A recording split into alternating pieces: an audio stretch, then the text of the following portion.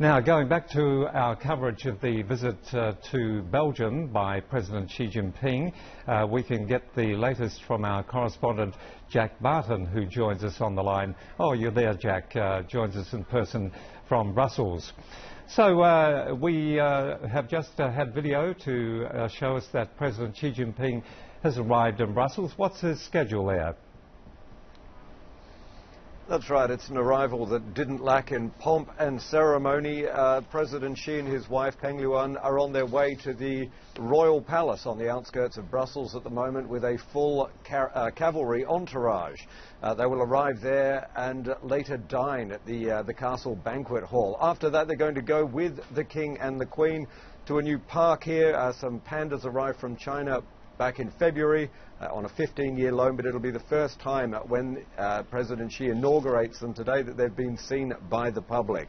Then tomorrow it's down to business. President Xi will meet with the Prime Minister of Belgium. They'll be seeking a number of bilateral deals. Then he's on to the European institutions to meet with the presidents of the European Council, Parliament and Commission. And that will be the first time ever that a Chinese president has visited the EU institutions. Finally, on Tuesday, it's a 3-day visit. He will visit the Volvo manufacturing plant here. Volvo, of course, bought by Geely, the Chinese motor manufacturing giant, from Ford. He'll be inspecting the plant there. Finally, he'll be giving a public speech to the students of Europe, and this is very much anticipated. This is the first time he'll have given a public speech here outlining his vision of the future for China, but also of China-EU relations. And of course, it comes just a few days after President Barack Obama gave his first ever public speech as well here in Belgium. And Jack, President Xi said that China and Europe are two markets that promote common development. How does his current visit relate to the bilateral trade between the two economies?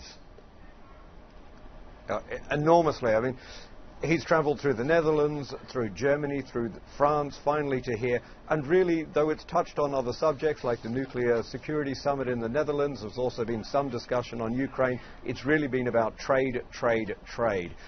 Europe is China's largest trading partner. There are volumes of trade between the two of over $1 billion a day.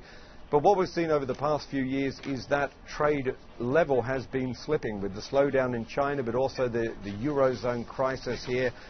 Last year we almost saw a trade war, and in the past few weeks we've finally seen those last remaining issues from those trade tensions put to rest. So this is very much President Xi coming here to talk with EU officials and prime ministers, other leaders. Important to remember he's here with a 200-strong Chinese trade delegation.